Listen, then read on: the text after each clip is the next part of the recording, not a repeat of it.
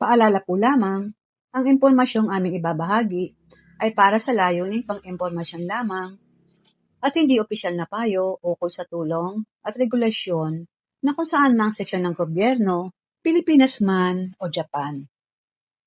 Bago ang patakaran sa paggamit ng apelyido sa passport, pwede na bang bumalik sa maiden name kahit walang report of foreign divorce?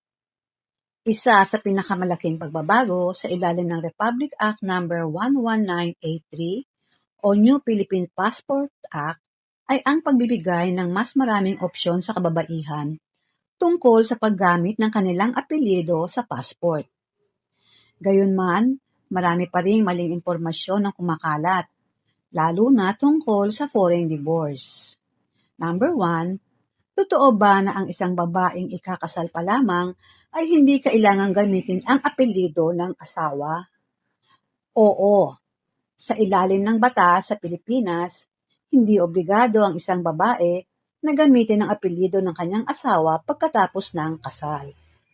May tatlong pagpipilian siya.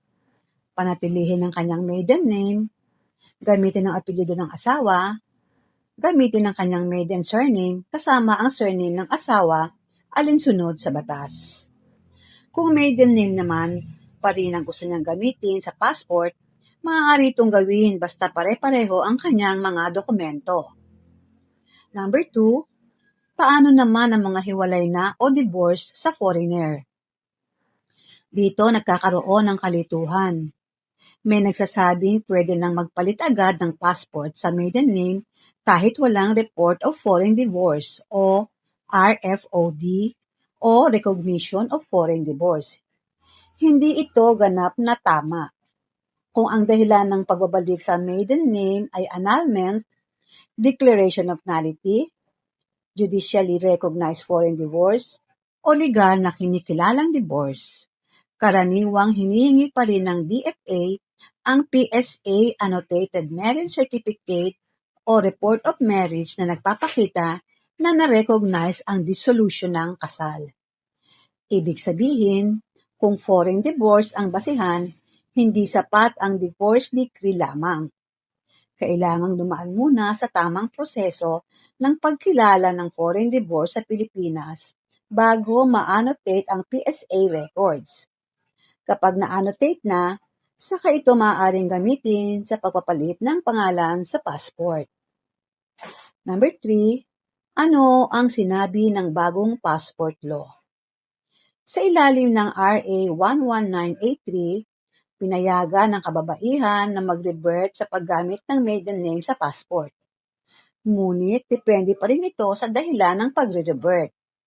Kung ang dahilan ay pagkamatay ng asawa, annulment, declaration of nullity, at judicially recognized foreign divorce, kailangan pa rin ang mga dokumentong sumusuporta rito ayon sa DFA requirements.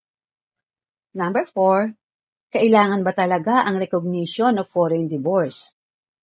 Kung ang kasal ay nakarehistro sa Pilipinas at nais ipabago ang civil status batay sa foreign divorce, oo, kailangan munang kilalanin ng Philippine Court ang foreign divorce upang ma-annotate ang PSA marriage record. Hanggat wala ang annotation, maaaring hindi pa maaprubahan ang pagbabago ng pangalan batay sa foreign divorce. Paano kung maiden name ang gustong gamitin kahit kasal pa rin? Sa ilalim ng bagong Passport Act, pinapayagan na ang isang married woman na panitilihin o gamitin ang maiden name sa passport sa ilang sitwasyon. Gayunpaman, dapat pa rin sundin ang mga dokumentong hinihingi ng DFA depende sa kanyang kaso. Mahalagang paalala, maraming social media posts ang nagsasabing wala ng RFOD. Hindi na kailangan ng recognition of foreign divorce. Kahit divorce lang sa abroad, pwede na agad pag single name. Sa kasalukuyan, wala pang opisyal na anunsyo mula sa DFA o PSA na tuluyan ng inalis ang requirement ng judicial recognition at PSA annotation para sa mga kasong foreign divorce. Kaya mas ligtas pa ring sundin ang opisyal na proseso upang maiwasan ang pagkaantala o pagtanggi sa passport application. Sa konklusyon, hindi obligado ang babaeng gamitin ang apelyido ng asawa pagkatapos ng kasal. Maaaring bumalik sa maiden name sa ilalim ng RA 11983, ngunit ang mga requirements ay nakadepende sa dahilan ng pagre-revert. Kung foreign divorce ang batayan, ang opisyal na proseso ng recognition at PSA annotation ay nananatiling mahalaga bago ma-update ang passport records. Laging tiyakin ang impormasyong sinusunod ay mula sa opisyal na anunsyo ng DFA at PSA upang maiwasan ang maling impormasyon at aberya sa pagproseso ng passport. Disclaimer lamang po, ang lahat ng impormasyong ibinahagi ay para sa layuning pang-impormasyon lamang at hindi garantisadong kumpleto o laging updated. Ito ay maaaring magbago nang walang paunang abiso. Ang creator ay hindi mananagot sa anumang direkta o hindi direktang epekto na maaaring magmula sa paggamit o interpretasyon ng impormasyong ito. Sa pangwakas, umaasa po kami na nakatulong ang impormasyong ito bilang gabay. Para sa pinakabagong update at opisyal na detalye, makabubuting i-verify pa rin sa tamang ahensya o autoridad. Marami pong salamat.